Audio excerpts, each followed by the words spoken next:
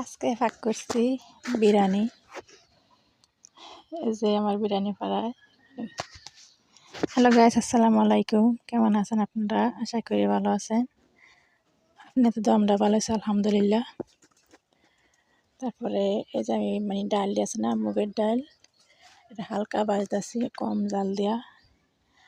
আর কেড়ে ফাঁক করছি এই যে নামাজের পরের দিন, তা জানামু ভিডিওতে। এটির আমি আগে কষায় নিতেছি। আর বোনা খিচুড়িটা ফাঁক করছি, মুগের ডাল, তারপরে মুসুরির ডাল, আর তারপরে আবার পোলার চাল দিয়ে ফাঁক করছি।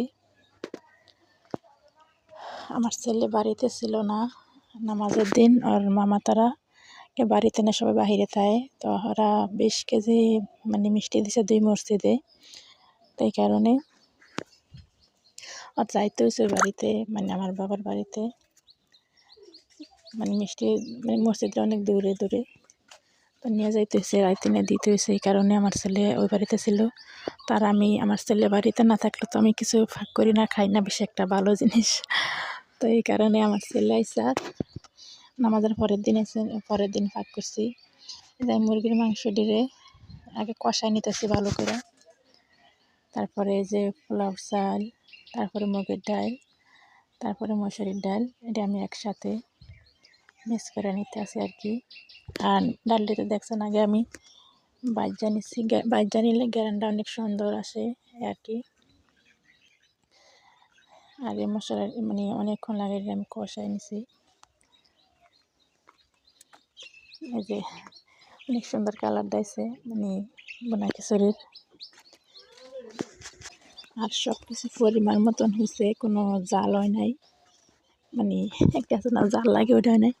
আর আমি মশলাটা আছে না গুঁড়ি করে দিয়েছিলাম, গুঁড়ি করে নিছি। গুঁড়ি মশলার তরকারি সব কিছু অনেক ভালো লাগে আমার খাইতে। মশলা আমি সব কিছু গুঁড়ি করে নিছি। তারপরে অনেক লাড়ছি। এবার লাড়াইতে